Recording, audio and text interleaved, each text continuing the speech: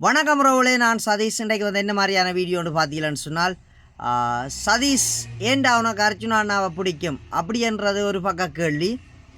இவனுக்கெல்லாம் சப்போர்ட் பண்ணுறியாடா அப்படின்ற ஒரு கேள்வியும் இருக்குது.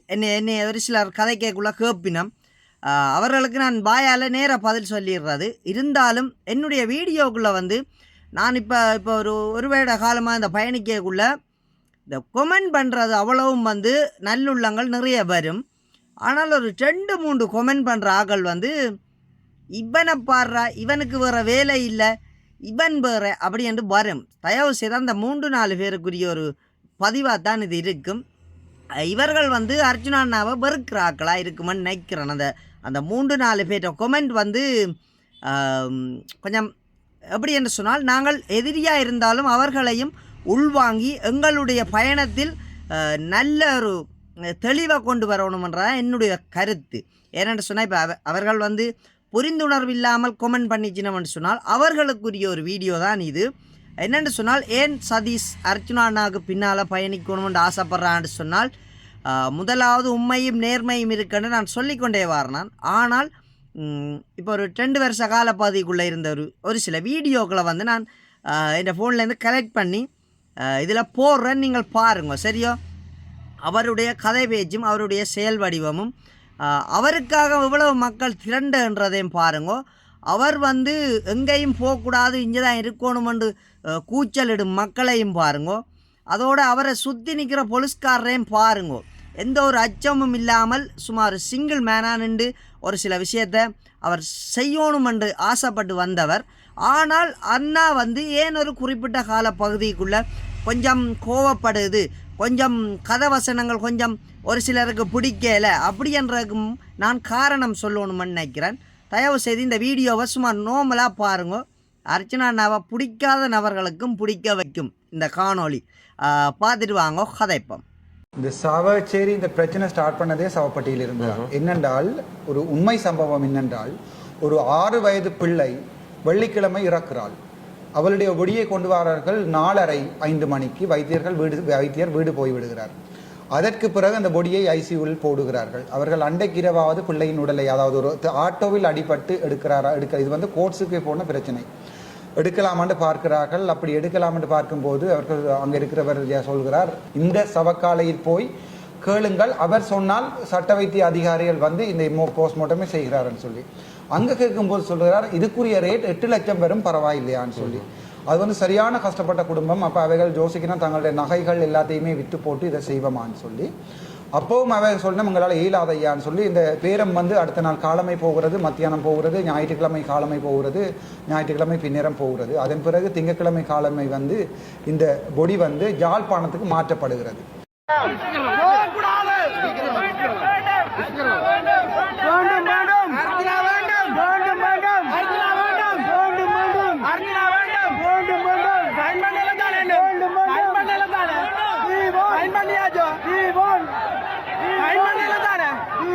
சைன் பண்ணக்கூடாது, சைன் பண்ணக்கூடாது, சைன் பண்ணக்கூடாது,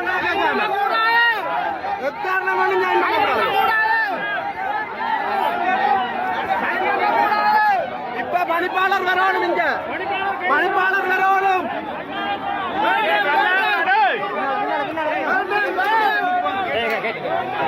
போங்க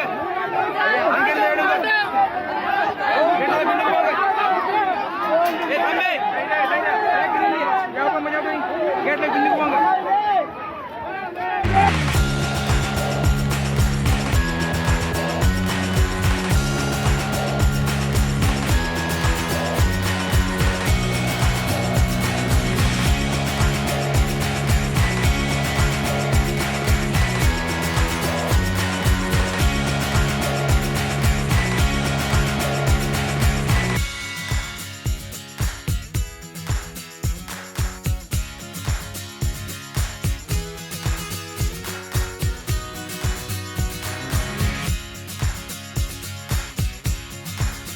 ஓகே உறவுகளே, பார்த்துருப்பீங்கன்னு நம்புகிறேன். முதலாவது வந்திருக்கும் பாருங்க. அவர் என்ன காரணத்துக்காக இந்த தமிழ் மக்களுக்கு ஏதாச்சும் நல்லது செய்திட முடியாதாண்டு அவர் யோசிக்கிறேன்னு சொன்னால், இப்படி ஒரு ஒரு செத்த பிணத்திலையும் வந்து காசு பார்க்க யோசிக்கிற ஒரு கும்பல் ஒன்று இருக்குது. சரியா? ஒரு சிலர் நியாயமாகவும் சரியாகவும் நல்ல ஒரு இதை வந்து ஒரு சேவையாகவும் ஒரு அளவான பணத்தை வேண்டி செய்கிற மக்கள் இருக்கணும். சரியா? இந்த உண்மையிலே இந்த சவப்பட்டி இந்த விஷயம் வந்து நான் கண்ணால் ஒரு சில இடங்களில் பார்த்தினான். இன்பம் பண்ணுற இடத்துல நான் என் கையால் நான் பணம் கொடுத்துருக்குறேன்னா ஓப்பனாக கதைச்சிருவோமே, கையால் அந்த பணம் போய் சேர்ந்துருக்குது. ஏனென்று சொன்னால் நடந்து போச்சு, இவர்களை கொண்டே நாங்கள் அடக்கம் செய்யணும், இதுக்கு வேறு வழி இல்லையென்று சொல்லக்குள்ள அதுக்குள்ளே ஒரு சில பணம் புழங்கினாத்தான் இதை தரக்கூடிய மாதிரி இருக்குமென்ற ஒரு ஒரு காலகட்டங்கள் ஒரு சில சூழ்நிலைகள் அமையங்கள் அப்படி நடந்திருக்கு. நான் கண்ணால் பார்த்துருக்குறேன். சரியா? அதை வச்சும் அண்ணா இப்படியான விஷயத்துக்கு குரல் கொடுக்க போய்த்தான் இவ்வளவு மக்களை சம்பாதிச்சு வரன்றது வந்து இதுதான் காரணம். நானும் அந்த விஷயத்தை ஒரு உணர்ந்திருக்கிறேன், பட்டிருக்கிறேன் அப்படி என்றதான் இது. ஓகே, அது ஒரு காலத்தில் ஃபுல் எவிடன்ஸோட வெளியில் விடக்கூடிய ஒரு சூழ்நிலைகளும் அமையலாம், அதையும் இதில் இருக்குது. ஆனால் இந்த துண்டு பார்த்தீங்களானே, இது வந்து உண்மையிலேயே ஒரு ஒரு ஒரு ஒரு ஒரு ஊழல் நடக்கிற உண்மையிலேயே ஹாஸ்பிட்டல்களில் இருந்து இந்த சவப்பட்டிக்காரருக்குரிய ஒரு தொடர்பு இப்படியான விஷயங்கள் வெள்ளி நடந்தால் சனி ஞாயிறு சனிக்கிழமை எடுக்க மாட்டாங்க.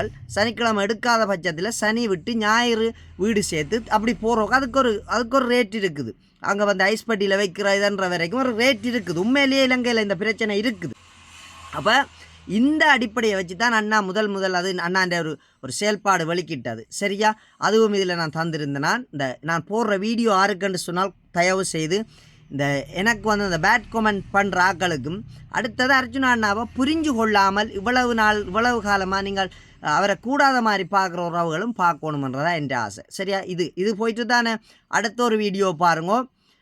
அர்ஜுனா அண்ணாவை போகக்கூடாது, அர்ஜுனா அண்ணா இங்கே இருக்கணும், தமிழ் மக்களுக்கு நல்லது செய்யணுமென்ற ஒரு உணர்வை கொடுத்தது எங்கட தமிழ் மக்கள், அதுவும் சாவகச்சேரி மக்கள். சரியா? இதில் பாருங்க, அண்ணா வந்து இது ஹாஸ்பிட்டலோடைய இந்த பிரச்சனையை முடிச்சிடுவோம்ன்றது அதான் ஆரம்பம் அண்ணாண்ட இதாக இருந்திருக்கும். ஆனால் இந்த தமிழ் மக்கள் அண்ணாவை நீ போகக்கூடாது, நீ இங்கே தான் இருக்கணும், எங்களோட இருக்கணும் என்று சொல்லி அந்த இளைஞர் சமுதாயத்தோடு சேர்ந்து மக்களும் கொந்தளித்து நின்றபடியாக தான் அண்ணாண்ட மனசில் இன்னும் அரசியல் மாற்றங்கள் வந்து நான் இந்த தமிழ் மக்களுக்கு ஏதாச்சும் செய்ய முடியாதா, செய்யணும் என்று சொல்லி அண்ணா வெளிக்கிட்டதுக்கு இன்னும் ஒரு காரணம். இதில் இன்னும் ஒரு துண்டு வீடியோ வந்திருக்கும், அதில் பாருங்க. அடுத்த ஒரு விஷயத்தை நீங்கள் பார்க்கணும் என்று சொன்னால், அர்ஜுனா அண்ணா கார்லேருந்து வந்து இறங்கி வரேக்குள்ள உண்மையிலேயே பாருங்கோ, அந்த எவ்வளவு பாசம் வச்சிருக்கிற ஒரு மக்களோ சரி, எவ்வளவு பாசம் வச்சுக்கிற ஒரு மனுஷரோ சரி, அவர்கிட்ட கையை பிடிச்சி கொஞ்சி கட்டி தழுவோணும் என்ற ஒரு ஏக்கத்தோடு அதை செய்திருக்கணும். சரியா? அதுவும் நீங்கள் அதில் பார்த்துருப்பீர்கள். அடுத்த ஒரு விஷயம் எப்படி என்று சொன்னால், இந்த மக்கள் வந்து சாவகச்சேரியில் அப்படி திரண்ட அலையையும் கொண்டு வந்து நான் இதுக்குள்ளே நினச்சிருந்தேன். அதுதான் இந்த வீடியோவில் நீங்கள் பார்த்துருக்கக்கூடிய ஒரு காணொளி. சரியா? ஏன்னு சொன்னால் சில பேர் முன்னுக்கு என்ன இருக்குன்ற யோசிக்காமல் கடாரண்டு பார்த்துட்டு விட்டுருவியல். நான் இதை விரிவாக்கமாக சொல்லிவிட்டு இந்த பிரச்சனைக்குள்ளே போகிறேன், இந்த வீடியோக்குள்ளே போகிறேன். என்னென்னு சொன்னால், அர்ஜுனா அண்ணா வந்து 50% நல்லவராக இருக்கிறார் என்று சொன்னால் 50% அவர் கெட்டவராக இருக்கணுமென்றதான் என்னுடைய கருத்தும் என்னுடைய சிந்தனையும். கெட்டவர் என்று சொன்னால் கெட்டவர்களுக்கு கெட்டவர், நல்லவர்களுக்கு நல்லவர். ஏனென்று சொன்னால் உண்மையிலேயே எங்களோட தேசிய தலைவரை நாங்கள் ஒப்பிட்டு பார்த்தால், அப்புறம் சொல்கிறேன் என்ன அர்ஜுனாவோட தேசிய தலைவரை ஒப்பிட்டு பார்க்குறான்னு சொன்னால், கண்ட நாயல் எல்லாம் என்னவோலாம் செய்தோண்டு போவேக்குள்ள நான் அவரோட ஒப்பிடுறதுல எந்த தப்பும் இல்லை, அதை மாறும் குறை நினைக்காதேங்க. என்னதுக்கு ஒப்பிட்டு பார்க்குறேன்னு சொன்னால், எங்களோட தேசிய தலைவர் இன்றைய வரைக்கும் ஆருக்கும் தீங்கி நினைக்காத ஒருவர், அப்படி என்றதானே ஒரு மனிதர். அவர் வந்து ஆருக்கும் தீங்கி நினைக்கல. இந்த போராட்ட காலத்தில் கூட சிங்கள மக்களை கொல்லணுமென்று அவர் யோசிக்கல.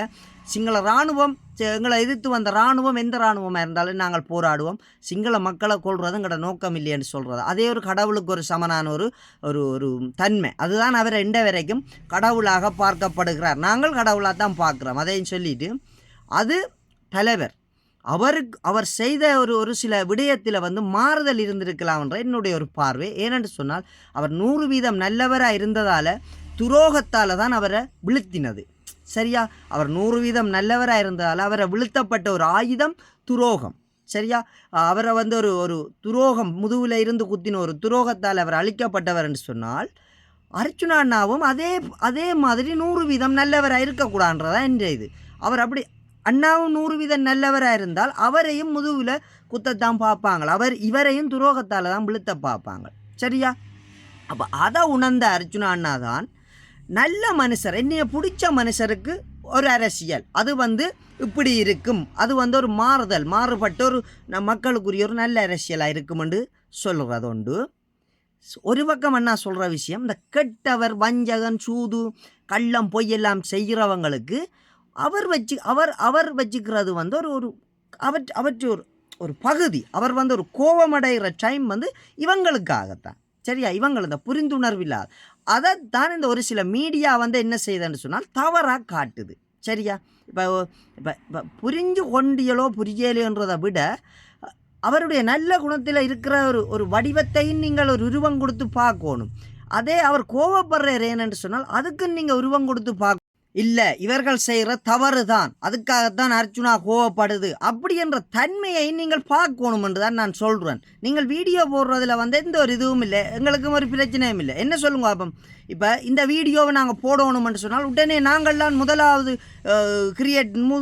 வீடியோ போடணுமென்று சிந்திச்சு போடுறதை நிப்பாட்டுங்க. முதலாவது பணத்துக்காக ஒரு யூடியூப்பை செய்கிறோமா இல்லை ஏதாச்சும் ஒரு மீடியாவை செய்கிறோம்னு சொன்னால் அது ஒரு 90% பணத்துக்காக செய்தாலும் 10% மக்களின் நலன் கருதியும் செய்யணும். சரியா? 100% எங்களுக்கு பணம் பணம் பணம் என்று சொல்லி வீடியோ போடக்கூடாது. ஒரு அளவுக்கு ஒரு 10% மக்களுடைய நலன் கருதி போடுங்க. ஏன்னு சொன்னால் உண்மையிலேயே இங்கே இலங்கையில் நிறைய பேர் தம்ப்லைன்கள் நிறைய பேர் வீடியோக்களை பார்க்கக்குள்ள கோபம் பெறும். உள்ளுக்கு வேறு மாதிரி இருக்கும், வெளியில் வேறு மாதிரி இருக்கும். அப்போ சில நேரங்களில் எங்களுக்கே அந்த ஒரு டவுட் வரும். நாங்கள் இந்த மீடியாவுக்கு இருக்கிறபடியாக அதை சொல்கிறேன். சரியா? மக்களை ஈர்த்தெடுக்கணும்னு சொன்னால் ஒரு சின்ன விஷயத்தையும் பிரமாண்டமாக காட்டி வடிவம் கொடுத்து செய்கிற விஷயத்தை நிப்பாட்டுங்க. அதுவும் அர்ஜுனான சின்ன விஷயம் ஒரு பிள்ளையாக இருந்தால் கூட அதை நீங்கள் பெரிய ஒரு உருவம் கொடுத்து மக்கள்கிட்ட சேர்க்கணுமன்றதை நிப்பாட்டுங்க. ஏன்னு சொன்னால் ஒரு நல்ல மனிதரை இழந்ததுக்கு பிறகு நாங்கள் எவ்வளவு வலியையும் வேதனையும் அனுபவிச்சு நாங்கள் என்று தெரியும். எங்களோட தேசிய தலைவரை நாங்கள் இழந்ததுக்கு பிறகுதான் ஐயோ அவர் இருந்திருக்கலாம், அவருக்கு நாங்கள் ஆதரவு கொடுத்துருக்கலாம், அவருக்கு சப்போர்ட் பண்ணிக்கலாம்னு சொல்லி இப்போ தான் எல்லா மதத்தில் இருக்கிறவர்களும் சொல்கிறீர்கள், எல்லா இதில் இருக்கிறவர்களும் கதைக்கினோம். சரியா? இப்போ சிங்கள மக்களோட நிறைய பேர் அந்த வசனத்தை இப்போ இந்த பெரிய ஒரு பஞ்சம் இது ஒரு ஆர்ப்பாட்டம் நடக்க சொல்லியிருந்தார்கள். அப்போ எனக்கு சிரிப்பு தான் வந்தது. அந்த மனுஷன் தனியாக அந்த நேரம் இருந்து சொல்லியாக்குள்ள ஒரு தரம் கேட்கல, இப்போ அந்த ஆளை அழிச்சிட்டு இல்லையண்டா போல் இப்போ வேணுமென்று நிற்கிறீங்களடா அப்படின்னு. அதே மாதிரி தான் இவரையும் ஒரு நல்ல ஒரு மனிதர் நல்ல செயல் வடிவம் கொடுத்து நல்லது செய்ய வரையக்குள்ள அவரையும் நீங்கள் கெட்டவராக காட்டி நிறைய தவறுகளை செய்து அவரையும் இல்லாமல் பண்ணிடாதேங்கன்றதான் என்னுடைய கருத்து. இதால் உனக்கு என்னடான்னு கேட்டால் எனக்கு ஒன்றுமே இல்லை. நான் கத்தி செத்துப்புனாலும் சாவன ஒழிய அர்ஜுனா அண்ணா விட்டு போக மாட்டேன். அர்ஜுனா அண்ணா ஒரு சில இடங்கள்லையோ ஒரு சில இதுகள்லையோ என்னுடைய தவறுகளை சொன்னாலோ நான் ஏற்றுக்கொள்ளத்தான் இருக்கிறேன், ஏற்றுக்கொள்ளுவேன். அண்ணாக்கு அவ்வளோத்துக்கு விளங்கி இருக்குது. சரி தம்பி ஏதோ ஒரு தவறு விட்டுருக்கிறான்ன்ற ஒரு உன்னிப்பு பார்வையில் நான் கதைச்சது பிள்ளையாக இருந்தால் மன்னிச்சிடுங்கோ அப்படின்னு சொல்லி நான் அவரோட கடந்து பயணித்து கொண்டு தான் போவேன். ஏன்னு சொன்னால் நல்ல மனிதர்களை எல்லா நேரமும் கண்டுகொள்ள இயலாது, எல்லா நேரமும் நாங்கள் அவரை பார்க்க முடியாதுன்றதான் என்னுடைய கருத்து. இப்போ நாங்கள் விட்டுட்டோம்னு சொன்னால் இன்னும் ஒரு 5 வருஷமோ இல்லை ஒரு 10 வருஷம் கழித்து இப்படி ஒருத்தன் இருந்தான் அவனை நாங்கள் மிஸ் பண்ணிட்டோம் என்று கவலைப்படுறதை விட இப்போவே நாங்கள் அந்த ஒரு பொக்கிஷத்தை பாதுகாக்கிற நல்லவன்றதான் என்னுடைய கருத்து. சரியா? இன்னும் நிறைய வீடியோக்கள் நான் சேகரித்து அர்ஜுனா அண்ணாண்ட இந்த நல்ல விஷயங்களை கொண்டு சேர்ப்பேன்னு சொல்லிக்கொண்டு இந்த வீடியோவை முடித்து கொள்கிறேன். மீண்டும் ஒரு காணொளியில் சந்திப்போம். உங்களிடமிருந்து விடைபெறுவது உங்கள் சதீஷ். நன்றி உறவுகளே.